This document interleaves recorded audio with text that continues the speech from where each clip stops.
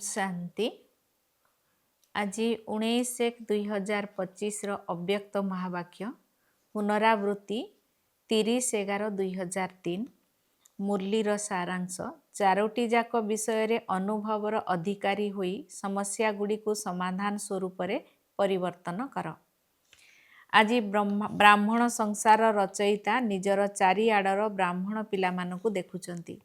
एही ब्राह्मण संसार छोटिया हेले मध्य अति श्रेष्ठ एवं अति प्रिय संसार अटे। एही ब्राह्मण संसार सारा विश्वर विशेष आत्मा मानकर संसार। प्रत्येक ब्राह्मण आत्मा कोटिक भितरे केहींक भितरे मध्य केही अटंती।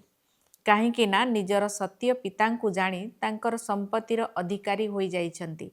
जेपरी बाबा उच्चरु उच्च अटंती सेहीपरि बाबांकु चिन्ही तांकर संतान होइथिबा आत्मा माने मध्य विशेष आत्मा अटंती।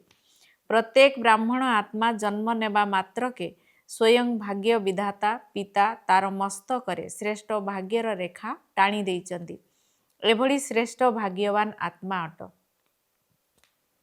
तेबे तुमे माने मध्य निजकु एइभली भाग्यवान मने करछ त? एते श्रेष्ठ आत्मिक निसार अनुभव हेउची त? प्रत्येक ब्राह्मण आत्मार दिल को दिलाराम बाबा निजर दिल रो दुलार अर्थात निबिड़ स्नेह देउचंती। एही परमात्मा स्नेह सारा कल्प भितरे केवल जनक द्वारा एवं एही गोटिए समय रे ही प्राप्त होइथाय।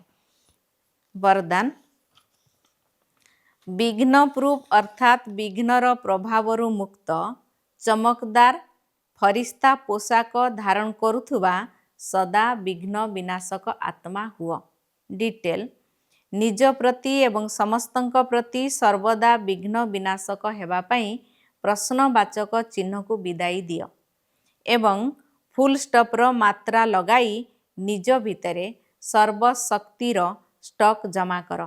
सर्वदा विघ्न प्रूफ चमकीला फरिस्ता ड्रेस पिंधि थाओ, माटीर ड्रेस पिंध नाही। एहा सहित सर्वगुणर गहणारे सजेई हेई रुह। सर्वदा अष्टशक्ति रे संपन्न शस्त्रधारी मूर्ति होई रह एवं पद्म फूल आसन उपरे निजर श्रेष्ठ जीवनर पाद रख। आजिर स्लोगान जदि अभ्यास उपरे पूरा पूरा ध्यान देउथिबो तेबे फास्ट डिवीजन रो नंबर रे आसी जिवो। ओम शांति।